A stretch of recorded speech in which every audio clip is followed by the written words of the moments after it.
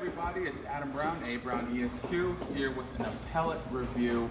Case is KP versus EP. It just came down yesterday, hot off the press. Now remember, this is an unprecedented case, an unpublished case. You can't rely on it in court, and it's not binding.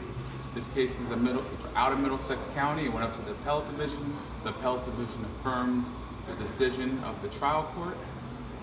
And it brings up an interesting issue. And it's an issue that today I want to talk to you about it because many people wonder these things.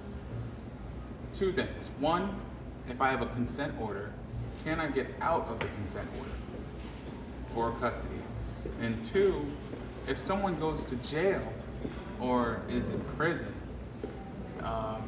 what's the road to go back to having more time with the children? And I think, obviously this is unpublished and can't be relied upon, but I felt like some of the facts in this case are similar to things I've seen that that I think are interesting if you're in those situations. So, number one, with respect to a consent order, in this case, the parties entered into an agreement after the dad went to jail. The dad is an admitted criminal. He's an admitted person who wants to be a gangster. His own words. He always grew up kind of walking the dark path. And he actually entered into a consent order that said that he couldn't have contact after he was going to, after a number of issues with respect to his crime career. Now, fast forward, years later, he hasn't had any incidents. It's been, I don't know how many years, maybe 4 or 5 years. He wants a relationship with his kids. And so, in this particular case, the person chose to get an expert to interview the children to see what's best for the children. The court is always doing what's in the best interest of the children.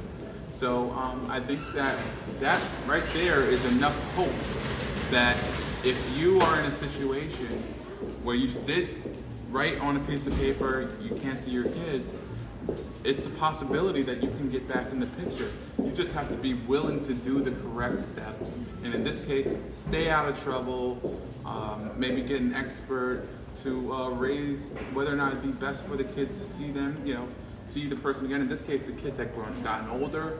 The kids had made remarks that, they weren't necessarily afraid of him anymore. And so there was a pathway there. But I will say that one thing courts are mindful of is the damage to children potentially. If you're out of their life for a long time, then you're back into life, and then you're out, and then you're in, and that dynamic really affecting children's self-esteem. So I think that obviously if you're gonna go back, you gotta be all in, and most importantly, you gotta convince the court you're all in, you're not gonna be back and forth, and you have the best interests of the kids in mind, and that they're in a place where they can receive you being back and present in their life. Anyway, that's the appellate review for today, January 24th.